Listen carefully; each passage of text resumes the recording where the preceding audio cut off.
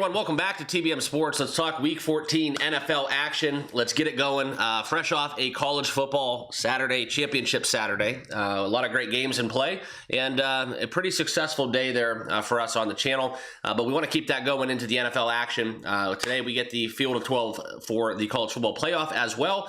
Very much would be envious to anybody who has to make that decision. But hey, nonetheless, it's what we got, so let's roll with it. But let's talk about the NFL. All right, we got a lot of things to get down into for this Sunday, and we're going to break down that first game on the card. However, guys, if you are not part of the channel, okay, very easy to do. There's a little subscribe button down below. Just have to click it. Also, be sure to hit that thumbs up, the smash button, as we like to call it. And if you can, hype up the video. Okay, that's a new feature there on YouTube. Okay, also, as we get down into Outlier, make sure you guys are all following me on X as well. It's kind of where we get some of my rants more apparent. Okay, we're going to start shifting that direction. But let's look into some of the plays here. First game on the card, Miami and the Jets. We'll talk about that. I think that Miami minus 2.5. This is going to be cold, but I'll tell you one thing. A chain will be loose. We've seen that game plan start to kind of roll over into the direction of Devon Achane. Absolutely video game numbers and a fantasy darling. But it will be cold. It will be a little bit brittle, and going to be interesting to see kind of how they end up doing their against the Jets, who by this point of the season, we're starting to see those white flags, okay? And I think the Jets, we could talk about the likes of the Cleveland Browns. You won't get that as much, but definitely the Tennessee Titans. And there's about three teams right now on my radar. I think the Saints are still playing a little scrappy, but the white flags are starting to get kind of dusted off, if you know what I mean. And that's where we get some fishy things happening from a effort standpoint. That's all I'll say towards the end of the season. Okay, next game, I don't have a play in the Dolphins Jets. However, I do like Devon Achane quite a bit to go rampant. But I do think that the next game, Colts Jags, okay, Danny Dimes off of that leg injury. We'll see what happens, but the Colts have not won in Jacksonville for a long time. Very intriguing line as well. We saw the Colts last week. That game was they've had a couple hard weeks. I'll just leave it at that, okay? And what I mean by that is we could go into the game against Kansas City, and then they had to go to Houston, and now the Jags, okay, 8-4 on the season, playing good football, okay, and the Jags are in Duval, all right, they will be at home for this one. I do like me some Brenton Strange in this matchup, but I think this is where this game stays close. I potentially like the under here, or the over here in this spot. Jonathan Taylor's kind of been kept at bay, and as long as the back and forth scoring commences the way that I think it will, I think this is where we could find ourselves getting over 45.5. But I'm going to make a play on the Jags, okay? I may be a little bit of a sucker, but plus 1.5. You give me a point at home at plus 104, so some plus money there. That's going to be something that I'm going to scoop up. Staying away from the side of the Indianapolis Colts, I don't trust Daniel Jones's leg. Okay, I understand he has that cool plate his roommate made, but on his I can't remember if it's his tibia or fibula, but nonetheless, doesn't really matter. He has a broken bone in his leg, and he's playing NFL football. Okay, that has to hurt like hell when he gets tackled. I'm just going to say that, and it just takes one, and the next thing you know, we're left in backup city. But the Jags are playing some good football offensively. I think they show out at home in Duval County. Give me the Jaguars plus 1.5 here as my first official best bet. Seattle, Atlanta, I think this one is going to be kind of that weird play. It's the sharp play, if you will, right? The Atlanta Falcons, okay? Plus 7 in the market. You can find it. 4-8 Atlanta Falcons, mind you, hosting the Seattle Seahawks, who I like me some Jackson Smith and Jigba here in a dome on the road. That's what I'm going to be about. I'm staying away from this. This is kind of the one leg that I'm not going to play.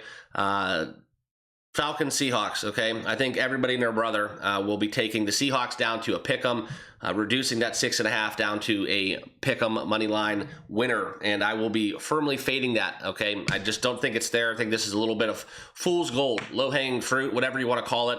I'm not saying Atlanta wins the game, but this one's either going to be a blowout, and I'm dead-ass wrong, or the Falcons are kind of that sneaky team of the day, okay? Saints and Buccaneers, all right? Another game that we should talk about, because the Buccaneers now are getting to that point where they're fully healthy, okay? Mike Evans is back. what better way to welcome him than scoring a touchdown? I think that he's going to be on a pitch count. Obviously, Chris Godwin looked good. Ibuka's back. Ibuka's healthy. We get Cade Otton in the tight end position.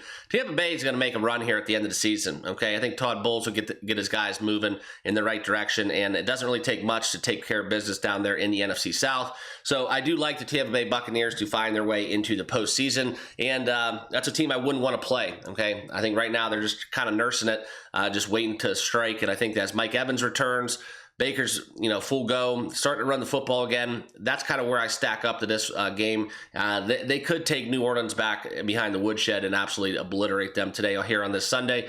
Great teaser lay taking the Bucks down to 2.5. I will be firmly adding that one to my mix. I would say fool's gold, but sometimes if you get outside of that 7, where they just dare you to take that teaser, if they leave you with the 2.5, that's still something to chew. So I think that it does bode well for the Buccaneers here. I pretty much can guarantee that they're going to win by a field goal, and Mike Evans probably will have 2, maybe 3 red zone touches. But like we talk about, Bucky Irving, truly dynamic back. They are going to have I think a very strong offensive performance. A little clunky maybe in the first quarter, but I think they go and get try to get Mike Evans and Godwin going early. And what's that going to do? That's going to open up a ton of action in the slot there for Emeka Egbuka. Okay, so that's where I'm at. No official play outside of just those couple leans. Great teaser leg. Mike Evans, anytime TD, book it. Okay, Tennessee and Cleveland. Okay, yeah. I got to tell you guys, I'd hate to be playing that football game right now. I love me a snow game, but out there on the lake, the wind's supposed to be at a minimum. It's going to be cold as bones, okay? And I think that as we talk about Cleveland here, what Shador, those gold chains, they don't give off heat. So I just don't know what he's going to be able to do there. It's going to be freezing. He's a warrior, though. From what I've heard from Brown's locker room and camp, he kind of prefers the cold a little bit. I don't know if that's just kind of that conscientious mind game, kind of, psyching himself up. I just don't know, but I just can tell you one thing. Tennessee, they're going to wave that white flag, and Cleveland still has a hell of a running back in the stable, and also that defense. Offensive lines don't travel. Myles Garrett might have 5 sacks today. I'm just calling it. I don't know why the hell he's even still playing on this Browns team. Somebody please sign him. Please resurrect him from the city of Cleveland. Okay, I'm just going to leave it at that. I want to see him get a ring. That's that kind of guy I am. Always root for other guys to have success. I don't like to see great players do poorly on bad teams. Okay, but anyways, let's leave it to where it needs to go. I think that Judkins finds the end zone. Cleveland should be able to move the ball. Like I said, I don't have anything too crazy. Yes, I would love to be taking that under, but I don't think it's going to be that bad outside of a temperature perspective, okay? And sometimes from a football standpoint, that opens up the door for some points. It's a weird way to go about it. They will be trying to run the football, but you just don't like to tackle in the cold. Okay, and I think that is going to be very apparent. So maybe I'm crazy, but I think minus 105 is good juice. I think I'm going to take this Browns team total over 19.5. Okay, 2 touchdowns, 2 field goals. I think they get 1 through the air, 1 on the ground, and send it home Jerome with 2 field goals for the Cleveland Browns.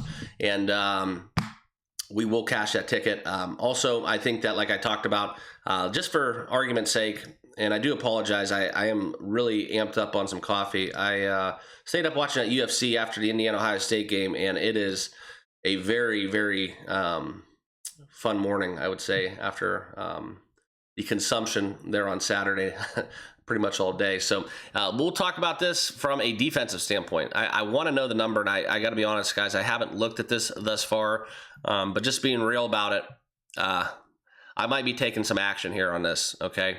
Over 1.5 sacks. If it's, right now available on DraftKings, minus 120, okay? Don't scan that. I don't know why that popped up. This is kind of where we're going to go about it. Guys, I got to be honest with you. Sacks against Tennessee Titans. This is where he gets it. This is going to be an official play. I got to do it. Over 1.5, minus 120, Myles Garrett.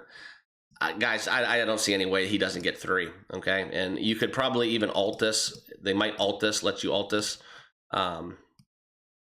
This is going to be a play for me. So, long shot play of the day. Kind of, I guess you would say impromptu, okay? The worst offensive line in the NFL and allowing sacks, okay? Impromptu bet. All right, we're taking Cleveland Browns. This will be a full unit. We're going to add this one to the mix. We're going out with a bang. We had a great day yesterday. I want some 650 action, so this will be my free bet. This will be my long shot play of the day. Myles Garrett over 3.5 sacks on DK plus 650. Okay, let's get that one in. Back to the board. Okay, we're going to talk about the next game. Bengals, Bills. I lean towards points here, going over. Not going to get in love with either side. I will say that they are playing in Buffalo, or else Cincinnati would be a great teaser leg. Can't believe I'm saying that. But the 53.5, I think we go way over this. James Cook, love him with some rushing. That's where I stack up. Pittsburgh, Baltimore, I think it's going to be an Andrews game. Lamar has to have an offensive outbreak. Okay, Pittsburgh's playing horrible. Most expensive defense in the NFL. They just don't have it. I will stay away from that one, though. I'm just being honest.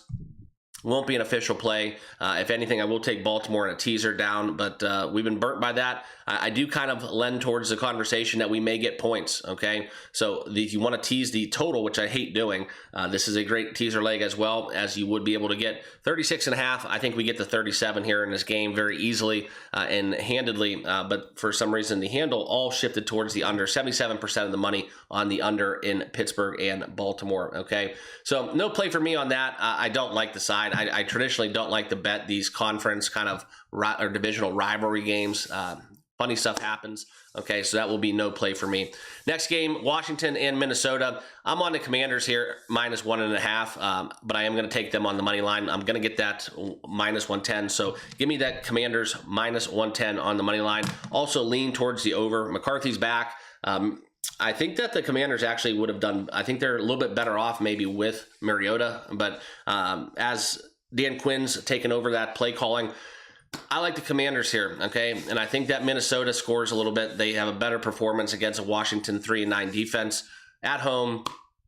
For what I'm looking at, I think this is a lean towards the over, but I got to get a piece of that Washington Commanders money line. Both teams move to 4-9, okay? Denver, Vegas, no play for me. I like Mayer here in the spot. I'm sorry, not Mayer, Brock Bowers. I like Mayer too, but I like the tight ends here going against Denver. I think that's their only out. Expect a big day for them, but no play. And then we'll talk Rams and the Cardinals, fresh off a loss against the Panthers. They have to bounce back. So usual suspects. Devonta Adams goes crazy. McBride's going to go crazy because he is. There's a lot of injuries there for Arizona. Numbers creeping up to 10. Rams are a great teaser leg as well, minus 3.5. Lock that one in. Rams take care of business here on the road. McBride does well. Devonta Adams finds pay dirt, and I think that we're going to see a very, very strong bounce back game here for LA. Bears and Packers, we'll talk about that. That is the 425 game. I think this is where we're going to end up taking the Green Bay Packers. They get a little bit more healthy. They are in Lambeau. It's going to be cold, and I just like I like Parsons playing against Caleb Williams. I think this is going to be where the Packers show out. And like I said, another great teaser leg, taking the Packers down to a pick'em against the Bears. That's something where I think they're kind of starting to play well, but not to the level where I think they'd want to be at. 8-3-1, and it's an ugly 8-3-1. Okay, but give me the Packers here, minus 6.5. I think that's kind of where you're going to find some great value. Not an official play. That is a lean, though, however. And I will recap the best bets as we get into it. The late game, 820. These are going to be plays. I'm going to have full breakdowns of the propage within these games, but they are official plays for me. Justin Herbert's out, or he's not out, but he's kind of banged up going against the Eagles as the Philadelphia Eagles travel. Minus 2.5 favorites there in that spot. So what we're going to be betting here, okay, I'm taking the Philadelphia Eagles money line, and I'm taking the Chiefs Texans. We're going under 42 in that spot. It's the worst of the number, but I still like it. So let's recap the best bets here in the NFL. And I know this was kind of a little bit of a rant and just kind of a loose off script kind of breakdown of today's games, but honestly, my eyes are firmly in the mix for what's going to happen with the college football playoff.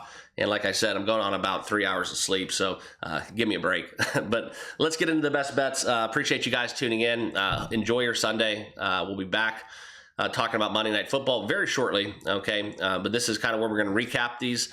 Jags, plus 1.5. Browns team total over 19.5. Myles Garrett, over 3.5 sacks plus 655, long shot, I believe it is. Washington on the money line, lean towards the over, no official play. Kansas City, we're going to take them under 42, official play, and then Philadelphia on the money line to wrap up the week. I believe it is the week 14 NFL action. Okay, guys. So that's it. Those are my best bets. Enjoy it, and let's cash some tickets. See you all over on the Discord and on X. If you don't follow me over there, please be sure to find that in the description. Okay. Thank you once more, and we'll talk to you guys very soon. Cheers.